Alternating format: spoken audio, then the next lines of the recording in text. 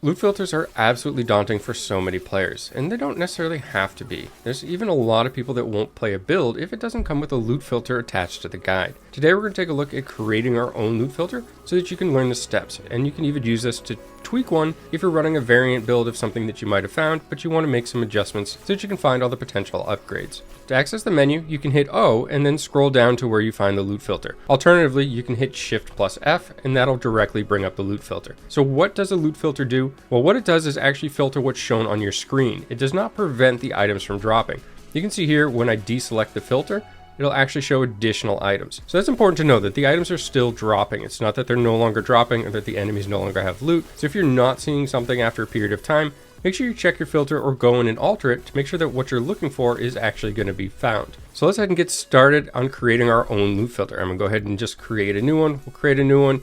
We'll just do this example. You can select an icon so that it's easy to remember. You can also select a color. Let's go ahead and just pick some choices here. Even a description if you want to make notes. Say this is a build that has variants and you run different versions, as Last Epoch is the kind of game where you could have multiple characters of the same class and similar builds. From here, all we need to do is add a rule. You can see the note that rules positioned higher in this list overrule those below them. So let's go ahead and use something here. We want to have visibility that shows, or we can click this and hide or even recolor. Let's go ahead and hide some items here.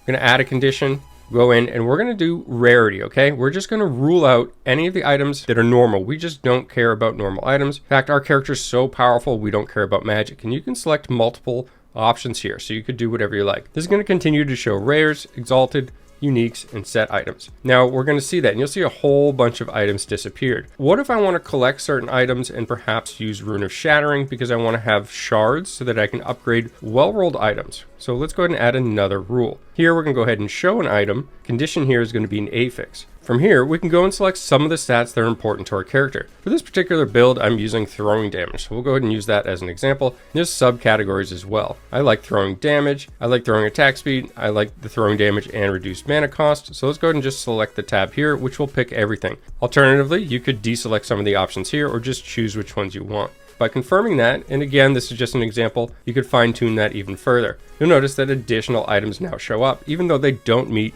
that first requirement. If I were to reposition this, I can actually get items to shift. And that's because of the way that these filters work. In this case, it's the same items. From here, we don't need to limit it to just throwing. We could actually select some other options that are beneficial to our character. So let's go ahead and make sure that we're checking off a number.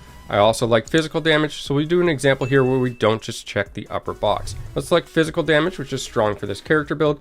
We like ward, that's a powerful stat. Dodge is very good. Leech is good. And again, just select as many of these that apply to your character, but that should be enough to populate some more items for this example. So I'm going to go ahead and hit confirm. We're going to update this. You'll notice that 2 blues have now popped up, even though we're hiding those items. The reason for that has to do with this rule. Items that are positioned higher in the list overrule those below them. So since this rule is showing items with certain affixes, it's going to continue to show these. This is very handy. We can pick this item up, use a Rune of Shattering, get some affix shards for re-rolling and upgrading the items that we do want to keep. Alternatively, if we move these rules around, you'll notice that those magic items have now been hidden. So the positioning is important, and you want to mess around and tweak this to make sure that it's showing what you want. You don't need to be overwhelmed by this. Like I said, you just need to understand how it works. Now, what else can we do? We can add another rule. I'm going to go ahead and add a condition here. We're going to say a class requirement. I want to make sure that I don't miss out on any of the rogue items. So I'm going to select rogue because I want to see every single rogue item in case I decide to respec this character. I'm a one-trick pony. I'm never going to play another class. I could go in and hide items and have this condition also be class requirement. And I could select every single class aside from rogue because I'm never going to play anything else. That's not true. I will play all the classes and cover them, but just as an example here, and this is going to hide items. So why would we be using something like a loot filter? Because when you're clearing through maps, especially when you get into the monoliths, you're going to have tons of items dropping. You want to make sure that your screen is free from clutter as possible so that you can move quickly, become more efficient, getting more items that are actually beneficial to your character, ignoring the ones that aren't, that were wasting your time while you look them over and try to decide what to do with them. This is just going to improve your experience, make your character character better, and overall just be better gameplay for you. So I hope this guide is helpful, and you can add as many rules up to 75 and go in and fine tune this as much as you like. This can be adjusted on the fly, as you're seeing with the items here. So if you're noticing that something's not dropping, like say, I haven't seen a dagger drop in 20 minutes. Okay, well maybe something is affecting that. You can go through your rules, make an adjustment, and make sure that you're now finding them. If you're still not interested in creating your own loot filter, well, you can always import one as well from anybody else that's created one, or if you're using a build guide, there's some easy methods to do that. There's an import a filter option here, or if you've passed this screen, you can always just hit the add button and it'll bring up these options here. I find using the paste filter from clipboard to be the easiest method. Go ahead and download any loot filter and put that into your last Epoch folder. There's a subfolder called filters. I'll go ahead and back up one tab so you can see that, and just simply go in there.